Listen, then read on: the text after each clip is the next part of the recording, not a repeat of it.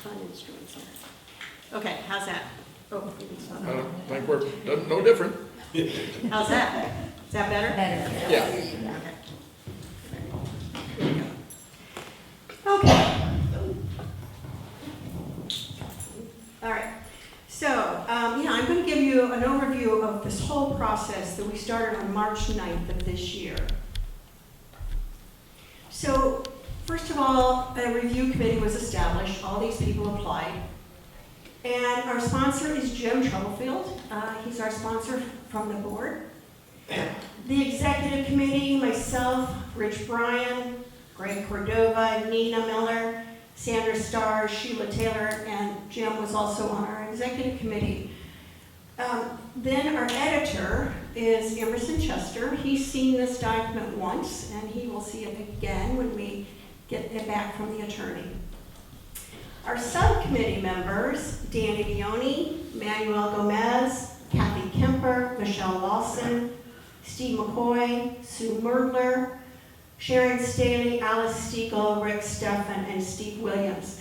I'm sure a lot of you know a lot of these people, and you may have been asking them about what's going on. And we've been pretty quiet about stuff because, well, you'll see.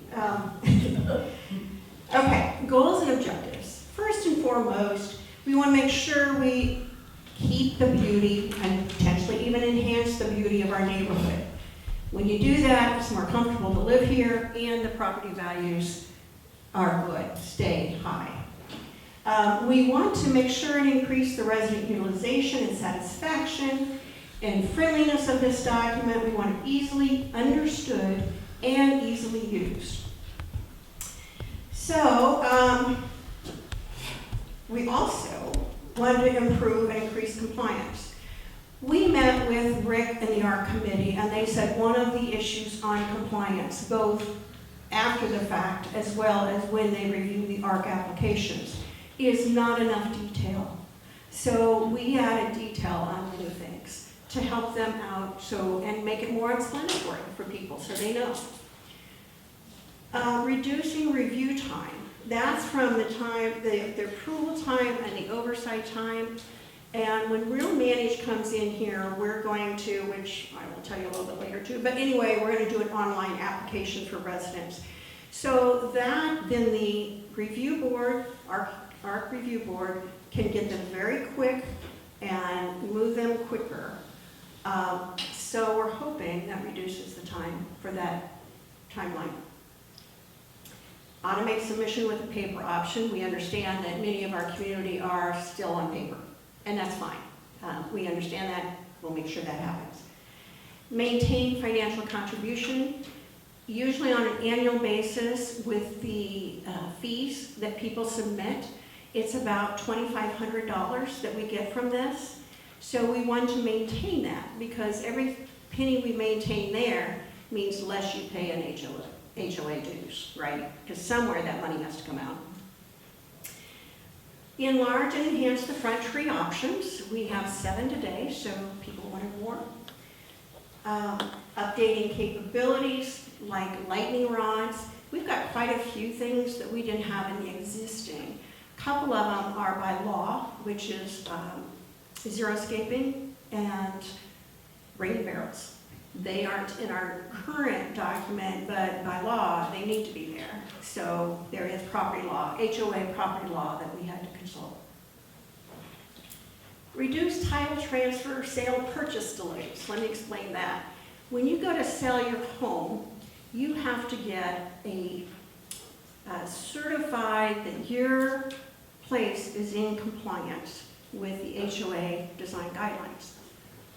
What happens today, my understanding, I haven't opportunity yet, but is that in that process, someone puts their house up for sale, but they have to get that certified before they close. Well, typically what happens today is they are not asked to even do that or don't have time to do it, maybe a combination of those two, until very late in the process. Which, if they can't get to it, I mean, it's the HOA, it's our management company that goes out and does this. They have staffing, they have, different, someone might be out sick or whatever. So there are things that could delay this. Then if they go out there and look at the property and it has all these infractions that are not part of, that haven't been approved, then the homeowner has to take care of those before the property sale can go through. So that can delay that time. So we've got processes in place to make that much easier. Benchmark to next generation communities. So we did. We were lucky to find friends of friends or whatever. We found 6 communities to benchmark against. Removing barriers to neighbor visits, basically allowing gates in our fences. So those were the main overall goals and objectives that we were presented by Dan to our committees to make sure we comply with those, make those happen. So, the process. Oh, I should probably go back a little bit, let you guys know. That committee is an amazing committee. We have interior designers, we have architects, we have engineers, we have master gardeners, we have master naturalists, we have an artist, we have entrepreneurs, we have an IT guy, we have Emerson is a PhD educator. We just got a great group of people. We were so lucky. And we're from all different neighborhoods. So the nice thing about that is we got to go out and look and see what are people doing, what's out there in our community. So that's that part. Process was first, we started with document review. We had a lot of documents to review. We started out with our design guidelines that were put out by Pulte in 2016. You, I'm sure, have probably read them thoroughly a couple times, but pretty dry material.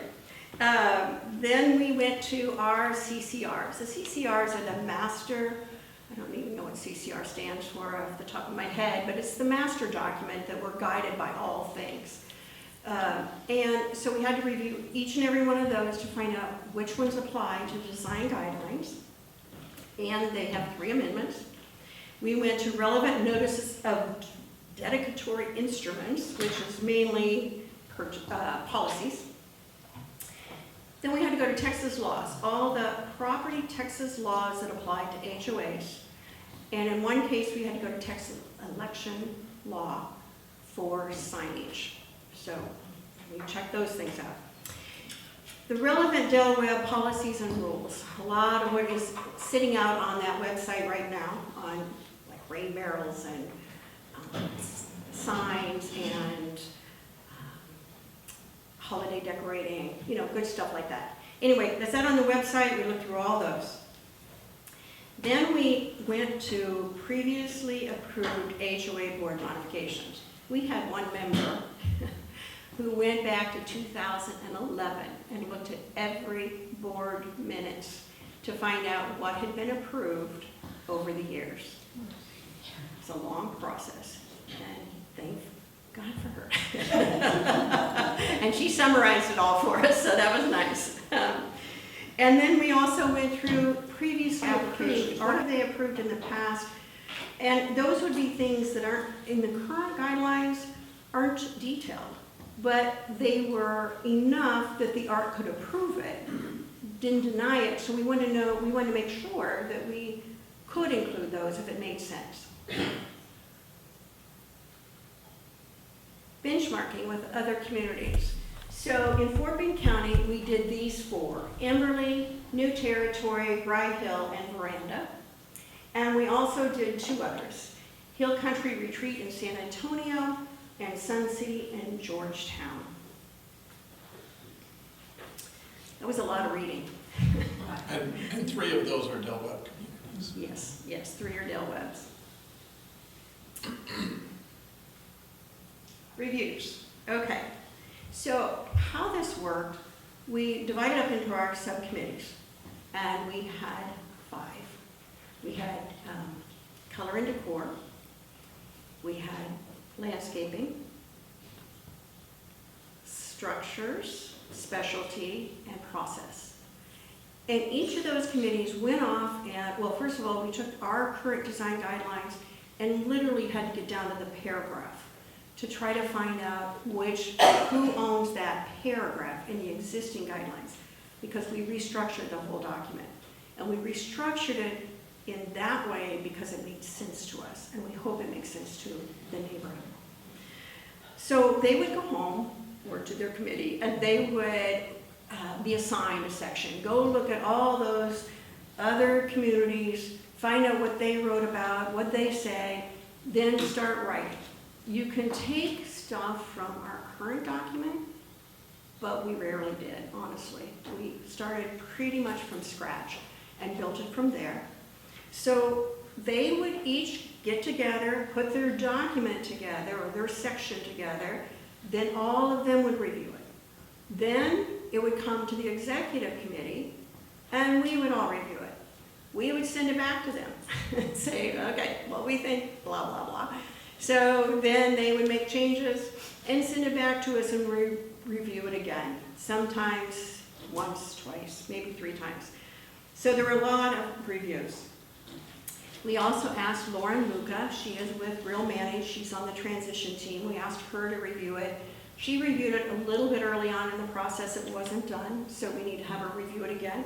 She gave us some really good suggestions. She did a very detailed review of it, so those were all good. Emerson came in and did edits. He was doing editorial comments. And so then we got the document in better shape for that perspective. We also asked a few neighbors and spouses because we wanted to make sure we weren't crazy. So we wanted reaction. What do you think? Was there anything that stood out? Was there anything that you're like, oh my God, what are you guys thinking? So we did that. We also went in and gave it to ChatGPT. And we did this multiple times because I know ChatGPT is not always correct. It's not always accurate. But it was really good for reviewing this document. So it gave us great ideas. So many of them we used. And last but not least, the HOA board reviewed it. And they did a very detailed review. I was very proud of them. So they didn't take this lightly at all. And they did wonderful. Their comments were fabulous. Okay, so next. Committee members also attended ARC meetings. And the reason we did that, we really wanted to understand what they were doing, how their process worked, and what we can do to improve it. We learned a lot, actually, going to those meetings. Actually, it's open to any resident here. I would recommend you, if you have any interest in seeing how that works, by all means, it's really educational. Research. We did so much research. We researched everything. Kathy Kemper, for instance, researched all invasives. All invasives for plants on the regular lawn, but also for water gardens. I researched over 100 trees.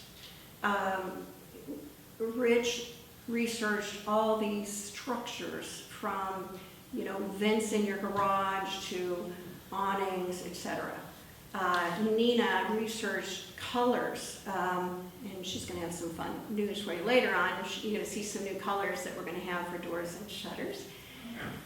It was just a lot of research because we wanted to know what was out there and what was the best. So then we had robust discussions when we got together, and robust is true. And there were disagreements, and usually they were friendly, but sometimes it got pretty heated, and we compromised over and over again because the beauty of it is you've got such a diverse group in that committee. And so there were times when, we were too far apart. So literally I just forced them to compromise. We have to come down to something, folks, and so we got to get something on paper. One example is how many pots can you have in your yard? I know you wouldn't think that would be such a big deal, but it is. For some people, it's really a big deal. So we took everything seriously and debated. We reviewed every word pretty much. I mean, folks, we really wanted this understandable. We really wanted people to use it. So it's very detailed. Now, the attorney review is currently in process. And so that's it. Enhancements. Okay, so we believe we've maintained high standards, which you all expect, for all the outside appearance of the homes. Now, we do say in the very beginning, because this comes up, the design guidelines has nothing to do with the interior of your home. It never has, and it's not now. So that, people don't have to go to the ARC for that at all. We also looked at, when we were doing this, front yards are very visible. Backyards are visible because we have the open fencing, but not as much. So, but you do have back-to-back yards, back-to-back backyards, and you do have some backyards that are facing the street.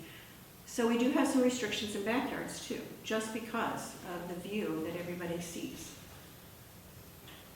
Okay, easy to read, understandable, searchable by topic. What this will be is a PDF that we'll put out on the website, and it'll be searchable. So let's say you want to put up a pergola.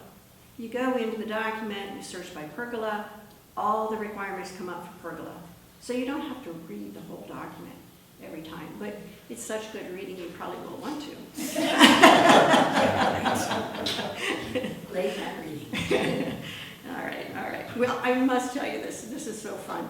So the ARC committee reviewed it on Monday. They went through it, and a couple of the committee members were there to tell them this process as well, although all of them, and I forgot to mention this, all of them were on our committees. So somewhere, they were always there. So we had a lot of good experience there. But they got through it and they said, we think we should copyright this. It is so good. So there you go. I hope you guys say the same thing. Okay, next. We cross-reference and hyperlink to external documents or sources. So for instance, we've got a place where we're going to suggest plants that you might want to do. We have Texas Natives and Texas Superstars, and it's just a link, and it'll take you to the external site, and you can look at it. Same with the nurseries that I'll explain this a little bit later, but we gave you the nurseries that would probably have the trees that we're talking about. We got the Texas Property Code and the Election Code. It's just a click away.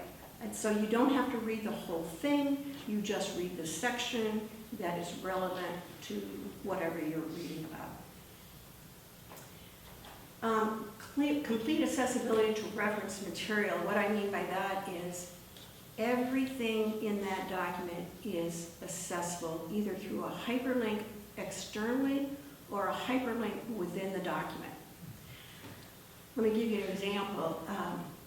In the front part, in the main text, we talk about landscaping, and we talk about these front yard trees.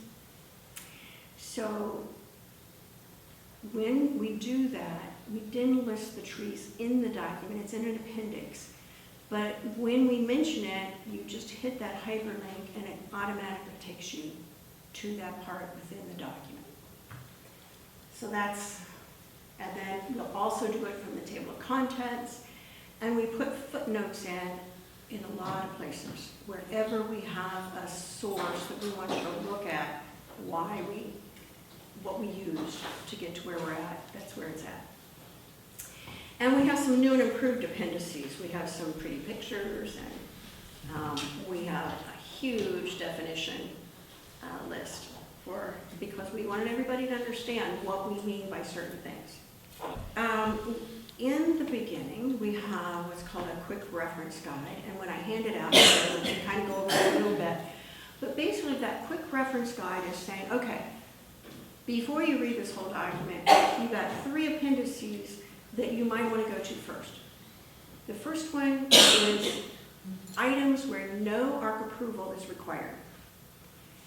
The second appendix is where ARC approval is required. And the third is prohibited items. Those link right in the quick reference, so you can immediately go there and see those all listed all together. On the no approval list, let me tell you, we tried to allow as much as we could. And two things. One is the CCRs did restrict us at times. You will see when the CCRs restricted us because we footnote a CCR that links to that. For instance, we were going to say lighting does not need ARC approval because we're giving you all these details. Just follow the requirements and you can have this lighting. You don't have to go to the ARC. Well, then we read the CCR and it says all lighting must be approved by the ARC except for holiday lighting. So we had to change it. And there's a few instances of that. The other one, when we were looking at that, we had some things on it. And I'm going to use Nina's colors for doors and shutters. And at first we thought, what the heck, let people decide. And then we had one committee member say, you know, I've got red brick, and I really love turquoise. And so, are you going to let me have my turquoise door on my red brick and shutters? We're like, ooh, okay, maybe we shouldn't do that. So we made an ARC approval required because some people just might not have design sense. So, and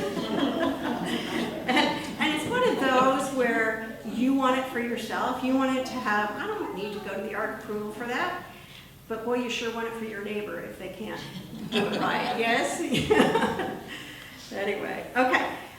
So then the ARC approval required. Then the prohibited list, that's another table. We also did blue highlighting throughout the document whenever ARC approval is required. Another, a good, quick look so you can see if it's required or not. And obviously, number 6, I really like these hyperlinks because I think I've now mentioned it 3 times, but I guess I should have reviewed my document, my presentation a little bit. Anyway, they're cool. What does it say? I can't see. Which, it says document complete within itself, so hyperlinks are to all reference material. Again, we talked about the online application and the pre-listing compliance process, so those are all what we see as enhancements. We're approving gates and fences between neighbors. We don't need ARC approval, just make it happen.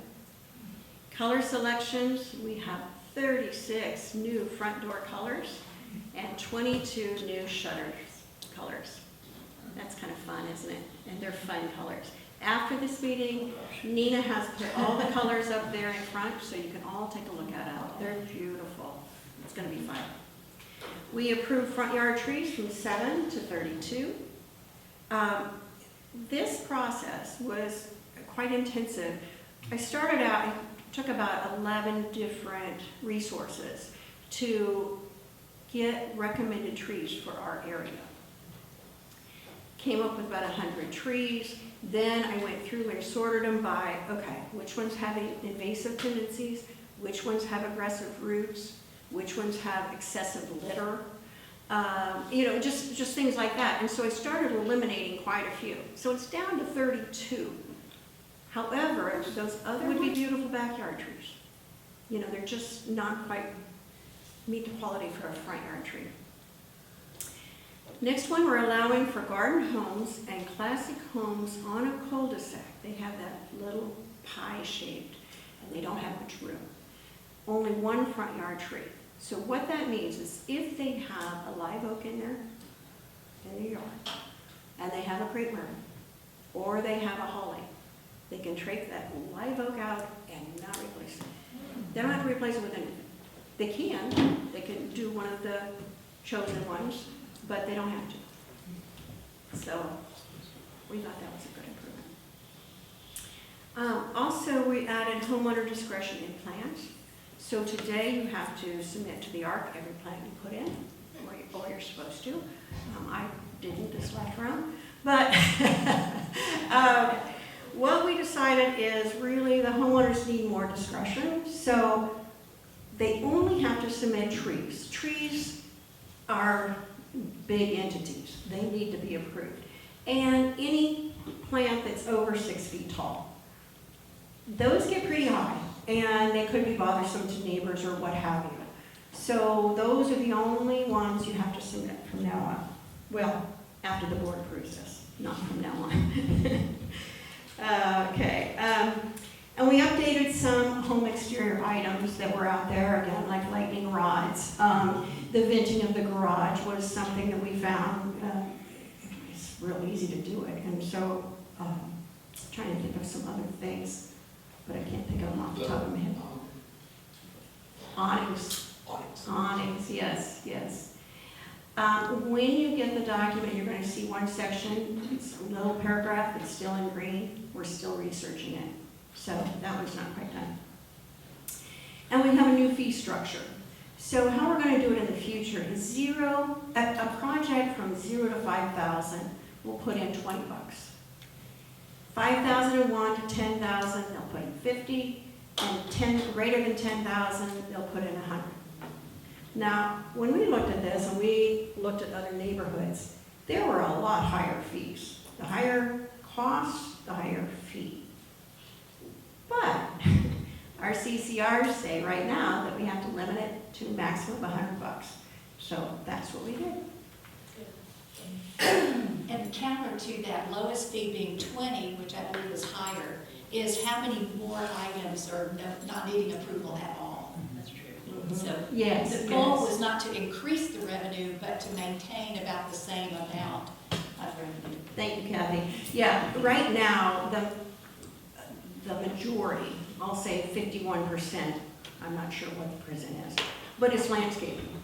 So if you take that away, you gotta get it from somewhere.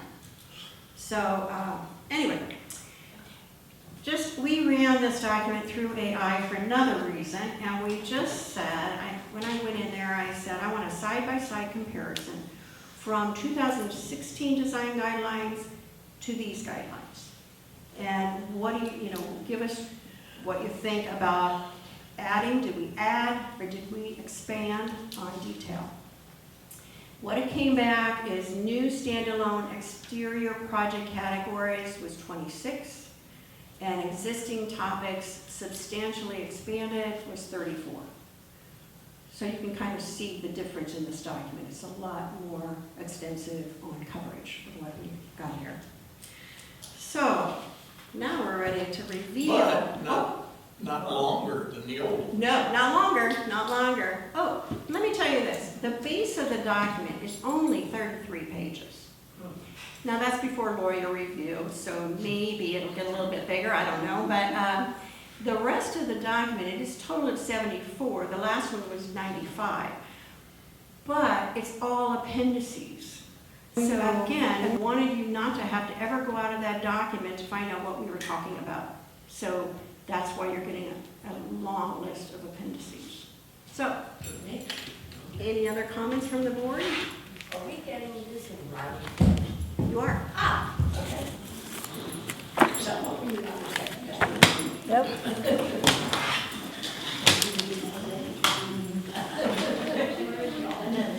This is its current version. Okay. Yeah. The lawyer will come to me on things, and have a question. Take notes from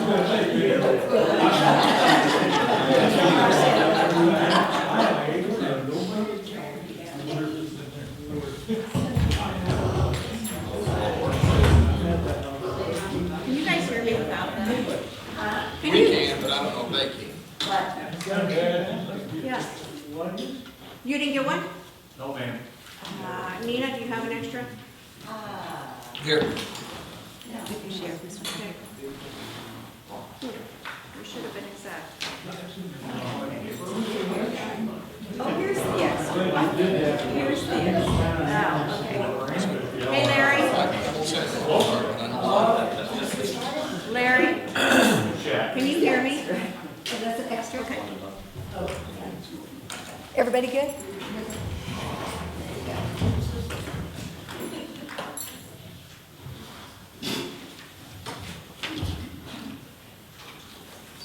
Okay. So, the very beginning, this is a beautiful full picture. Emerson put this front cover together, and the picture is by Debbie Gibson. So give her credit for that beauty. Next page is the table of contents. Now, once Emerson gets this document, he'll put the page numbers for each of those sections. Next one. Can you tell, we didn't put the page numbers in because after the attorney gets done, those page numbers may change, so we'd have to go through it again. So we Yeah. finally stopped putting page numbers in until it's all done. Right. Oh, Yep. yeah, you're not using that so much. Oh, yeah, sorry. But it was for the camera. Oh, okay, that's right. Yeah, okay. I'm old.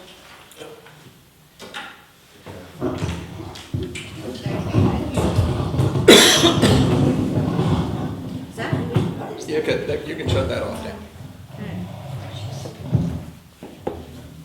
Yeah, I have to if I can find it.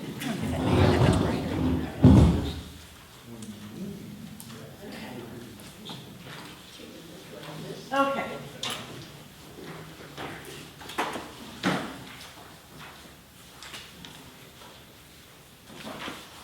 If you go to page 4,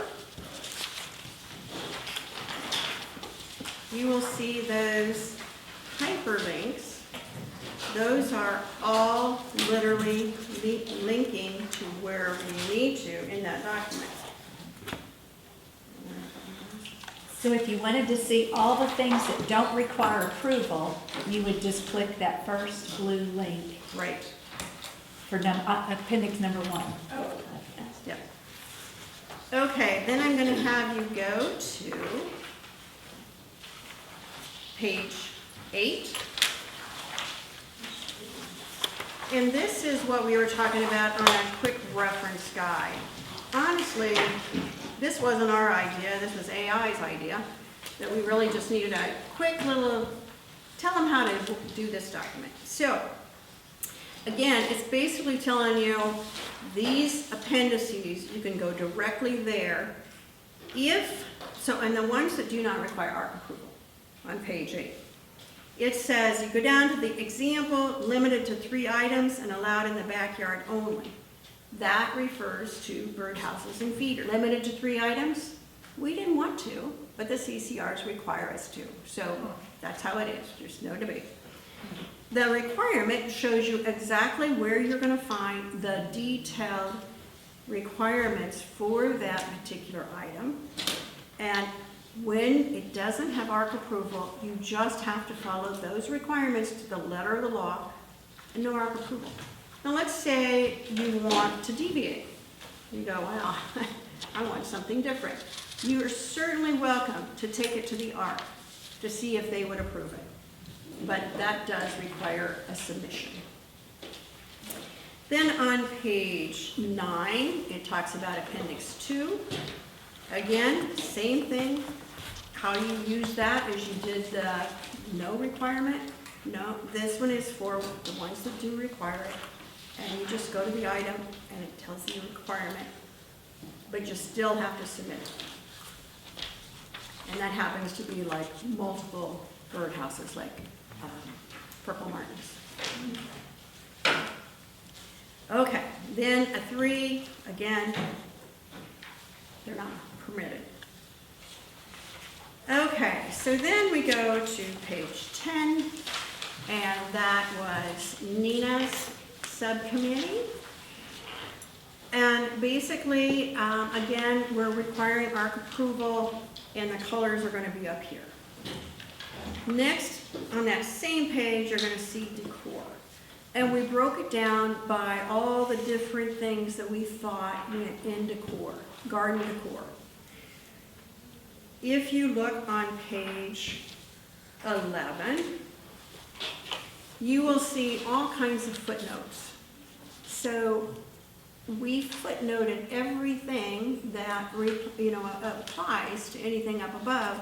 Again, and you can just hit on those down below where it says C, like C Appendix 33. It's going to take you right to the CCR that is relevant for that.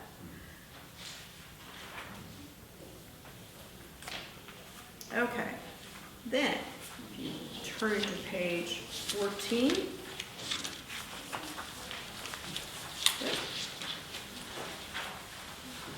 Well, maybe not. 13, sorry. That's landscape. That was my section. I did that with Sheila, Danny Vioni, and Kathy Kemper. And we added all those items. Again, I think probably the most significant on that one was the front yard tree. Well, we did add rain barrels, that was water gardens and xeriscaping, all of those. Then we get to specialty, that was Sandra Starr's subcommittee. I'm sorry, it's page 18. Did you want to touch on xeriscaping on 11? I She could. just said she added it. Okay. Just, 'cause I don't think a lot of people know what that is. Oh, okay. Xeriscaping, on page 17, let's back up to page 17, xeriscaping. What xeriscaping is using native plants, many times, plants that don't require a lot of water. And that is gonna probably become more and more important in our country as climate changes. The hill country is big into xeriscaping right now. They have, like, the town of Buda, now, when they're doing their city grounds, only plant natives. So, and it's using native plants, it's using potentially rock, more rock, more things that do not require water, for the most part. More environmentally friendly. Then specialty, again, special is kind of anything that didn't fit somewhere else. Page numbers. 18. 18. So like address plaques and curb numbering, where are you gonna put that? Antennas. So this was Sandra's area and her team. They have the fences, so they're the ones that put gates in the fences. Another one we heard about at different times was trash containers and dumpsters. Dumpsters, you're required to get approval from the board, not ARC, but from the board to have a dumpster. So we made that, put that in here actually twice. Once here and once in construction. And it talks about fire pits, fireplaces, generators, lighting, lots of stuff in here. Signs, some of the signs we were regulated on what we could do with signs. So then we move on to structures on page 23. This was Rich Bryan's section. Him and his committee came up with this one. And we're at the page 24 is where it has that green one, and we're really working on some vertical track mounted screens that go down. And we're just looking at options there. Go into a little more depth as to why. Okay. We have garden homes that are not shielded. They have that long walkway, and the sun can beat down pretty darn hard on that long walkway, right up to their front door. And some have complained that they can't even touch their doorknob because of the hot sun. So, and they wanted something, some sort of shade or something to help with that. So that's why we're researching that, to try to help with that situation. Okay. Oh, concrete overlays and skim coating. I heard from the ARC that that's a biggie these days. So remember to put that one in.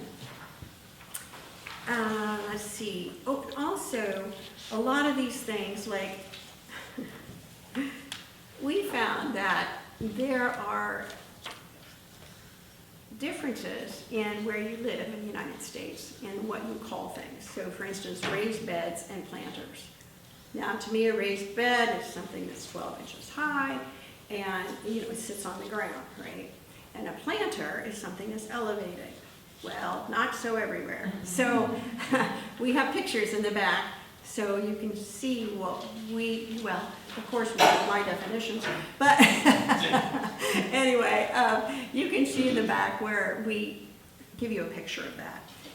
And we also define a lot of terms. Let's see, I'm trying to think if there was anywhere else. Guardrails, handrails, and handicap ramps. Again, we talked about this because as our community ages, this may become more and more necessary or wanted. So sometimes they might have temporary arc exceptions where a homeowner can add that. And it's basically for the homeowner. If the new buyer wants it, fine. But if they don't, that needs to come out because it's based on the buyer. Hurricane shutters, we researched those and they've got some really nice ones out there these days. HVAC, we have just the regular ventilation. Oh, that was for the garage door ventilation. And we show you in the back a place where you can vent in through garage door fan. If you want anything else other than that, you have to go to the ARC for approval.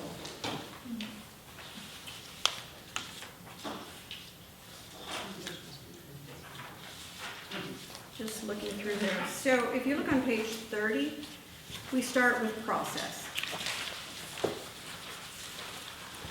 Process, honestly, is pretty much the current process, except it will, again, have an electronic component. The application is not in the back. We have a page for it, but it's not there because we haven't seen the software yet, so we can't put that together. And then it goes through the, if it's denied, then you can do an appeal process. If you look on page 32, it has the HOA pre-listing compliance. Cover the damage deposit on 31, please. Sure. Okay. So sometimes when people are doing their projects, the homeowner is responsible for any damage that they do to their neighbor or common area. So what we decided is that we would include a damage deposit up to $500 based on size or potential of risk for a project so that it's something out there, it's refundable if there's no damage, but it's a possibility that you might, if you submit something, you might be assessed a damage fee in case. Not that that covers your liability. Doesn't do that, but it is just there for us to ensure that you do not do any damage, hopefully, right? And I'm sure it won't be intentional. You didn't hear it? I didn't hear the last part. Okay. Basically, that damage deposit is in case you do create damage, but Damage to what? Oh, okay, let's say you're putting in a tree Okay. and the mover or whatever, it's a big one, and you're gonna put it in and you damage your lawn, neighbor's lawn because their tracks, their vehicle tracks ran over their lawn. You are responsible for paying for that.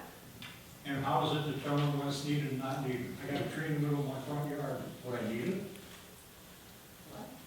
Say that A again? crepe myrtle in my My yard. tree is in the center of my front yard. Yep. Would I need $500 to protect my neighbors when it's 40 feet away? I mean, how do I know when that triggers? Yeah, I understand what you're saying.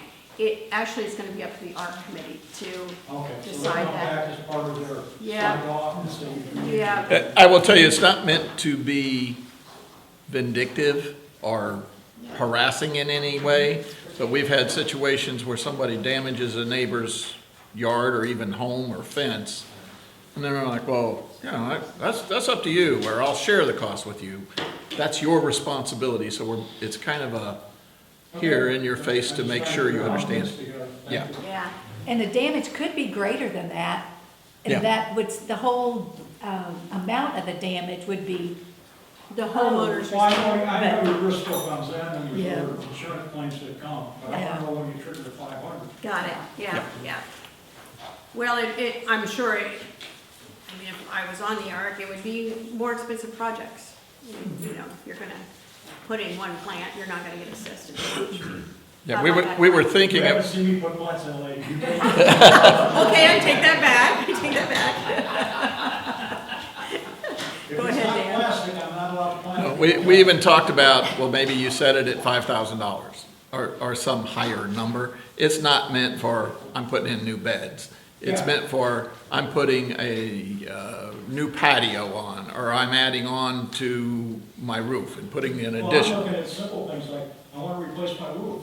So No. I got a roof contractor that comes in. No. They're all around the house.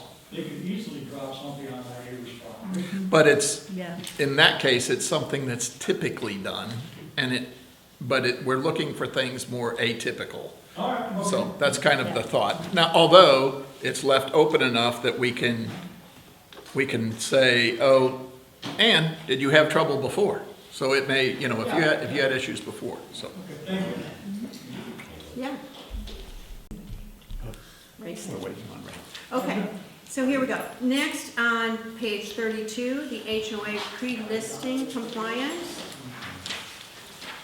So now what a person can do before they even list their property, can ask for this to be done, and they would pay their $100 fee. They would take care of any variances from what should be done before they even put it on the market. It's not unlike what a realtor, when you're gonna sell your home, a realtor will come in and say, ooh, you need to paint your walls, or you need to get rid of some of your clutter, you know, whatever. So you're doing that for your house sale, so do your exterior too, at the same time. $100, it'll make your closing go a lot smoother, if that's done ahead of time. Well, if I could just follow up on that, we have had, I will say, probably 7 or 8 cases in the last 6 months where we get down to the final 2 days before closing, and then somebody has done something in their yard that is in non-compliance. Well, now, we're the bad guy because we're holding up the closing even though they never came to the ARC to get the approval, and it's simply not approved. And so now we're running around and our people are trying to chase things down. So it's meant to be, hey, you pay your $100, before you ever list the house, you know, as long as you don't change anything, your closing's gonna just breeze right through. So if you're selling a $300,000 to $500,000 house for $100 to know that your closing isn't going to be inhibited, we just thought it was good insurance. And to our knowledge, we're one of the few people that are offering Can that. you tell me the current process though, if somebody lists their house, they haven't done the pre-listing, they list their house? There is no pre-listing today. Right, no, I understand, what I'm saying with under this, does someone come out once they see it's So listed from ARC? no, not when that's list. It's because a lot of homes get listed and then never sell. Very seldom, but anyway, But- not here, anyway, but- but anyway, yeah. But typically now what happens is I got a contract. Now You're on the clock. you're on the clock, and now somebody comes to us and says, hey, I want to get my house inspected. And it should be the realtor actually that's making that law. Yeah. It should be what? It should be the realtor. Yeah, because what if you have children doing it, they're not gonna know Now, this. wait, you have realtors that come in from all over the city, okay? They don't necessarily know in the new, And that's why I would strongly encourage you to use a realtor here that understands. All neighborhoods. that's true, but. But I know everybody's gonna use their second aunt's cousin, because of realtor, but the intent is to assist, because the one who typically gets burned on this is, I don't have a lot of sympathy for the people that avoided the ARC and put in a backyard barbecue and didn't tell anybody. But I do have great sympathy for the person trying to buy the house. They've already sold their home, they're trying to get in. So the idea is to make the closing all just go very, very smoothly. I understand, but I am asking you when, under the new plan, if you do not do a pre-listing, okay, at what time will someone inspect the house and say, hey, by the When the way? realtor tells us I've got a contract, because we're not gonna transfer the house without an inspection. That's what I mean. That's typically, sometimes as little as 3 or 4 days before closing. I have a question. Is there some way before a house is listed that they have to let the board know or something else so you can make sure they have this process? Because it could be people passed away and a Yeah, child that lives in another state is going to. Yeah, we can't require this process, but we can make it available. Because I would think that that may, you know, at least getting the information, maybe somebody, you know, maybe And never. I think that's one of the things that we're looking for everybody to have an understanding, particularly the neighborhood reps, of, hey, do you know that that process, if you're gonna put your house up for sale, that might be something. Because we do not have this today. So it's really very important that everybody understands that this process is available. Because I'm telling you, we've had some that people were gonna lose a $550,000 sale because their backyard was not in compliance. But you have some houses too that are being sold by someone who's inherited the property. Pardon me? You have some houses. Oh, yeah, a lot of times people are selling, and unfortunately, many times, those are the ones that are using an outside realtor, and they don't know the rules. So we're just trying to hit the broad stroke as much as possible. And there is a process by where the new person asks for the, all of the CCRs, et cetera. Wouldn't that be a time that would be would trigger perhaps an inspection? It could be, but that request for the CCRs may not come here. It's going to the Plano office or the Phoenix office. They don't have beans to know about what we're doing here. So did I understand you correctly, you said that you won't transfer the house to the buyer unless they do an inspection going forward? Oh, no, we have that today. Okay. How far back did that inspection go? I mean, from 12 years ago, if you bought it out 12 years ago? Oh, yeah. Okay. Just one, so you have on record when I bought it, what was approved, to my point? You can see the differences? We don't have it, we can't tell what the difference is. Well, what my thought is that we take a video or pictures today and tie it to the home. We don't have that You today. don't have that going, but maybe going forward. But maybe you may. going forward in the new real manage process. But I guess you can show the difference in the houses when it was listed, if you have the copies of when they sold it to you, if you're good If, price. if, right? And most people don't have that, Right. so. One follow-on question, on this pre-stuff, what's the life cycle to it? In other words, I'm thinking about moving a year from October, can I call you tomorrow once they come out? As long as you don't change it, Yeah. but, If I don't but you change still it- have, we will still come out when you finally sell, Yeah, right? We don't charge for that today, and we're not charging for that in the future. But you did it today, yeah, and we approved it. And we come out, you sell your house a year and a half from now, and you say, well, yeah, you said it was okay back then, and that barbecue grill was sitting out back then, okay, then that's on us, yeah, right? yeah. I mean, But without changes. Without changes, it goes for perpetuity is. Okay. Is there a process here to prevent the new ARC from making you do something that the old ARC approved? Say that again, I'm sorry. I'll take it, yes, anything that was built by Pulte Right. or approved by the ARC prior to the adoption of these documents is grandfathered in. Okay. So if we did something in the documents that violates something that the ARC approved, you get it. And if it was ARC approved, we've got the document history to go back to validate that. We're not losing that with the transition. We're keeping our records. Yes, and somewhere in this document, although I can't find it right now, we talk about grandfathering. So it's in this Yeah, document. it is in there, I know. Yeah, so just can't find it right off the top of my head. Okay, so let's move on. Then let's go to the appendix 1. Let me just tell you about this. When you look at the requirements and you see all those things listed, they may not be correct. We haven't updated this through many revisions because what we found is they kept changing and it was too hard to keep them up to date. So after we get it back from the attorney, we're gonna have 2 people go through with fine-tooth comb and make sure the requirement that is listed there matches to the item on the column to the left. You're on page 34? I'm on page 34, thank you. Okay, so we need to do that with those first 3 appendices, and we know that's work to be done. Then if you look on page 41, this starts definitions and terminology, and you'll find that this thing is, I don't know, 5 pages long. We try to think of anything that someone might have a question about how we defined it. So it's there. One, for example, is a side yard.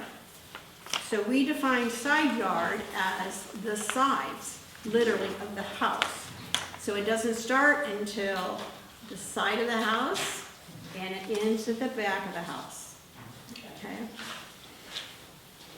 Page 47 is a list of all the approved paint colors.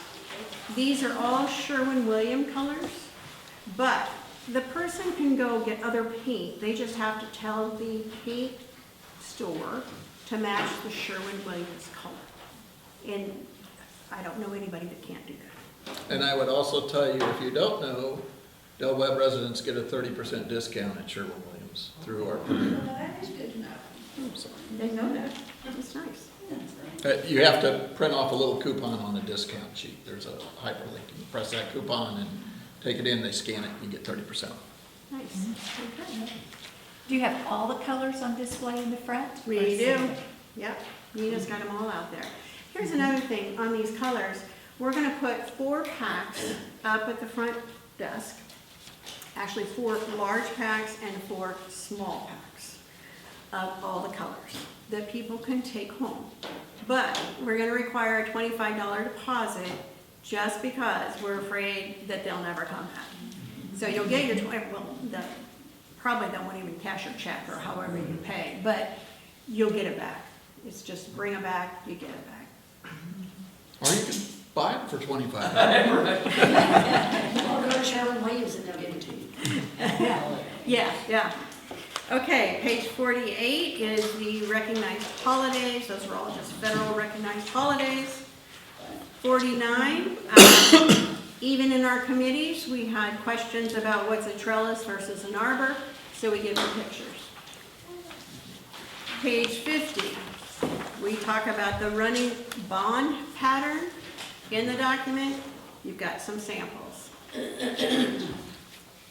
51, we talk about trimming up your tree suckers. We show you what a tree sucker looks like. 52 talks about the process that I use to find those trees and research them. Then on page 53, you've got the list. If you look, so they're done by small, medium, and large. The size is the 3rd column. Let me tell you that middle column, the scientific name. The reason I wanted to put that there is because a Texas redbud may not be the scientific name. They might, sometimes there's common names that are across plants. It can be very, very confusing. So ideally, when you're getting the plant, you look at the scientific name and make sure that that's what you're getting. There is another thing that I found out the other day, which is kind of interesting. So I was trying to find sources of all these trees, and I was looking for a Daehoon holly and an American holly. And finally, one of the guys at the nursery said, well, the Eagleston is a combination of those two. They bred them together. So kind of the best of both. So that's what that is. If you look at the source, that is, the guide for that, the key to that, is on page 54. And so if it has an E, like the first one has, that's Enchanted Forest. F is for Frank's, for Mid-Valley Nurseries. You'll see that those sources are all links to their websites. The phone number's there if you want to call them. A couple of them told me their tree inventory varies. So they suggest that you call ahead. If you want one particular tree that you know you want, call ahead. Make sure they have it. They'll reserve it for you. And let's see, what else was I gonna say about this? I think that's it. Okay, then we have the invasive plants. This is in the home, these are not allowed for obvious reasons. Page 58 is the raised garden bed versus an elevated planter. 59 is if you want to put in a water garden. And I know we have one water garden, so you can't have those particular plants. Again, the approved fencing is on page 60. And the approved metal awning is on page 61. And on page 62 is that venting for your garage door. You can literally put that insert in. Page 63 is a pergola. I apologize for the color. My printer was running out of ink, so I get this funky color. But again, in the committee, there was questions about trellis, arbor, pergola. So we didn't want questions, we put in pictures. Yeah. We just noticed your printer does not have an approved color. We'll take it home with us, but we won't show it to you. Okay, all right. Thank you. Okay, page 64 is where that application will go. 65 is your pre-listing compliance inspection form. Page 67 is all the different CCR references and hyperlinks to them. So that's all, and it's not even close to all the CCRs, that's pretty thick, but it's the relevant ones for design guidelines. So that is the end. If you have questions or comments, you can send them to that address. Sure. Why am I sitting here? Are you expecting me to take this back and talk about it to my neighbors? Or are we under a non-disclosure in this room? Is there anything outside of it? I'm gonna let Dan take that one.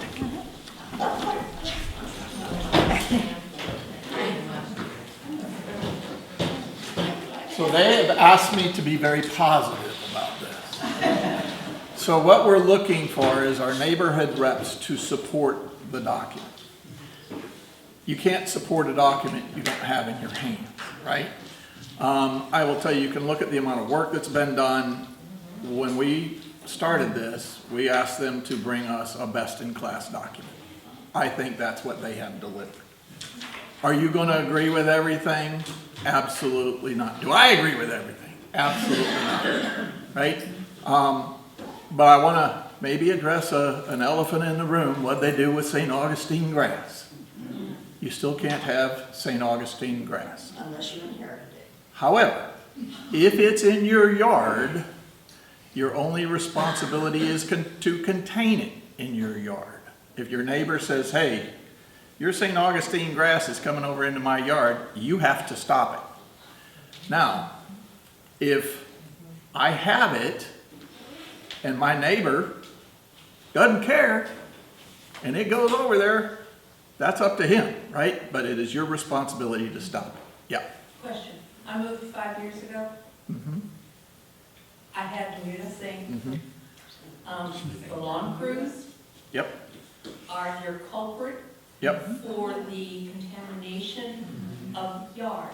So, and I've changed a few times. What do you do? I will just tell you, I would love to give you the answer to that. There is no answer to that. Okay. St. Augustine's coming, right? It's on HOA property. It's in your property.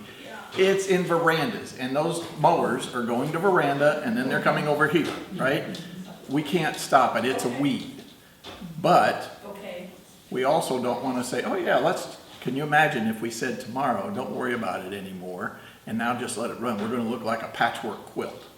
So 40 years from now, we may all be St. Augustine, but what we are attempting to do is to keep it as beautiful as possible for as long as possible. Okay. So Another thing that came up that was somewhat contentious was the sunsetter. You know what I'm talking about? The sun. The answer is, would I prefer them not be in there? They are in there. The reason is we have gobs of people that can't use their back porch. So we have listed exactly, there's 4 brands. They control 80% of the market share in Texas. They are all high quality brands. They're not ones you can go over to Walmart and pick up, right? It is the ones, it's Sunsetter and Lunesta or something like that, I forget.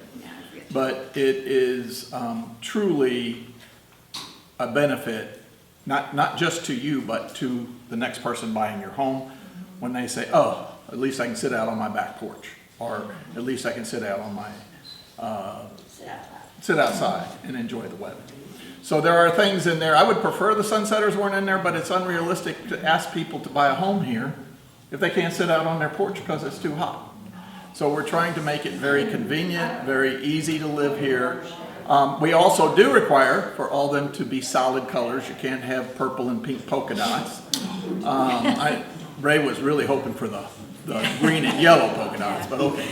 But they have to be solid colors. If they're ripped, torn, baggy, or whatever, you will get written up and you will have to replace them. Okay? Any other really burning? And if they're retractable, I think yeah. it usually states to retract them when they're not in use. Yeah. Any other burning desires? I do want to address another one. In the document, you will see that your lights that you got approved in the backyard or wherever, the only lights that can be on from dusk to dawn are the lights on your front of your house. And we had this conversation in depth because the sheriff had said, if there's one place where you want lights, it's in your backyard, it's where you're not. Dan? Get motion lights. Yeah, we said motion lights they can. Yeah. Yeah, okay. Motion lights can be there. But if you have lights that stay on, we have a lot of people, I shouldn't say a lot, we have some people who have these bright lights and they actually shine into other people's bedrooms and they leave them on all night, right? So at midnight, those have to go off. So even what you can say, well, I have permission to put those lights up. You absolutely did. And we just gave you a mandate to shut them off at midnight. So that helps keep the neighbors. Let me add one more quick thought. If you're sound asleep at 4:15 in the morning and your doorbell rings, and it's the sheriff's police officer standing on the other side of the door saying, please turn off that light in your backyard, it's disturbing the neighbors, and you watch around and finds out it's the house next door to you. I want to tell you how happy that made me. Okay, other questions? Tom? You have paint colors, you don't have stain colors. Are there rules on stain colors? We did not make rules on stain colors. Okay. Here's another thing too. I should tell you how to read these, especially probably in the decor section. We talk sometimes about like birdhouses only allowed in the back. Other time, we say you can have 5 pots in the front yard and 16 pots in the backyard, not including your patio. However, sometimes we do not reference a backyard at all. We only talk about the front yard. What that means is we're giving the homeowner discretion for their backyard, but we're hoping people have some common sense and don't clutter it up. And on the pots, the back, it's side and back together is 16. Oh, good point. And front is 5. Yep. That seemed plenty to accommodate most people. We did have somebody come to the ARC with a request for, Jim, help me, 67, was it? Yeah, 67 pots he wanted to put in his backyard. Two questions. First, so in regards to the lights in the backyard, some of the neighbors I have these clamp on or attach where they attach them to the fence, and they're solar lights, so they're on all night, but they're facing their house. Are those okay?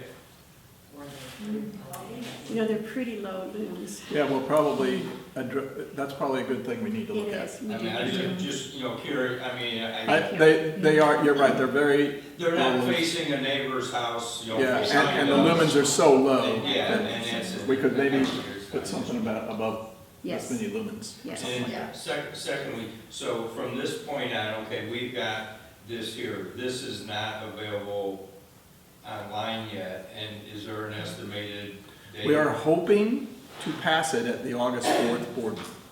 Okay. All right, now, I'm saying hoping, it may be the September meeting. Because number one, we got a couple things going on with the management company, just a little bit. Yeah. And then number two, we haven't gotten the legal review back. If he comes back and destroys this document, we're in big trouble, right? First of all, I think our whole committee's gonna quit. But we really don't know what that's going to bring, so we're a little bit at his mercy. I will tell you personally, I would much rather live under this than anything that I have possibly seen anywhere. I can see why they would say copyright it, because I could see somebody just wanting to say, yeah, give it to us. I think it's so incredible. specific to us, though.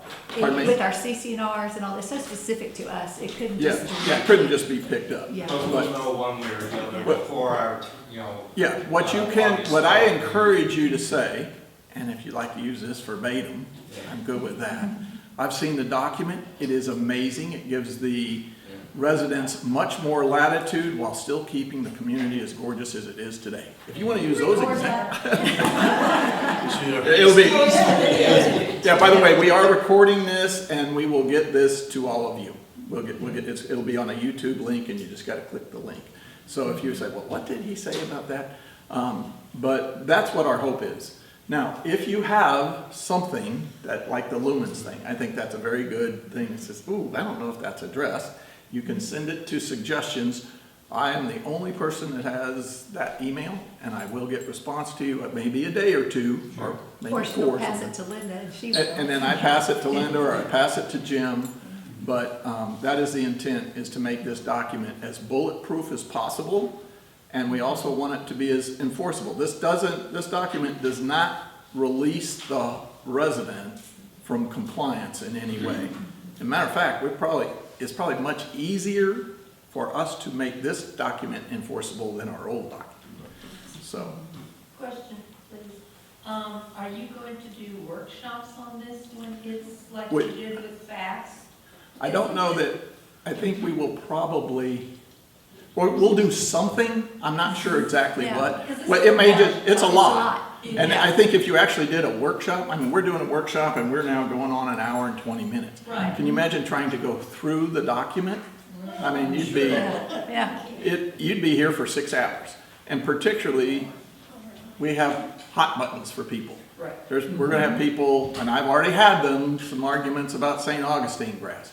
I've had some arguments about the lighting. I will tell you, there's probably 30, in the mid-30s, and after today, it's probably in the close to 50 people that will have seen the document. Everybody to a person says, it's so much better than it was before. Is it perfect? Absolutely not. But this is as far as we could go, as fast as we could go. You did a good job. Yeah, that's great work. Great job. Unbelievable. Thank you. Okay, any other questions about what we've said today, or is that included? With that overview, don't you think it'll be easier for you to take this back on your own and dig through it than if we just sent this to you cold? Yeah. Okay. Dan, are there any guidelines established for what people can have on their porch, their open porch or screened porch? Oh, Because yeah. in our neighborhood, we've got a house that has 4 weight machines. And you know what? We talked about that particular house. And the answer is we consider that a part of their house as long as it's screened. Okay, but how about if you have up and down screens, but you don't keep them down? Can't control.